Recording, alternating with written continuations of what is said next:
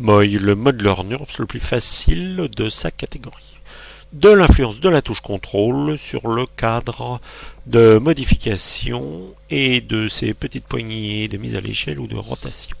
Que se passe-t-il quand je déplace un objet sélectionné sans utiliser ces petites poignées? Eh bien, l'objet est simplement dupliqué. Eh bien, il va en être de même quand je vais utiliser ces poignées de mise à l'échelle, par exemple, avec un déplacement latéral, avec un point d'application situé à l'extérieur pour garder, par exemple, la hauteur. Eh bien, l'objet est simplement dupliqué tout en subissant la mise à l'échelle demandée. Je recommence, sélection de l'objet, appui de la touche contrôle, sélection de la petite poignée de mise à l'échelle, et je vais aller vers le haut, par exemple. Eh bien, l'objet est déplacé tout en subissant une mise à l'échelle.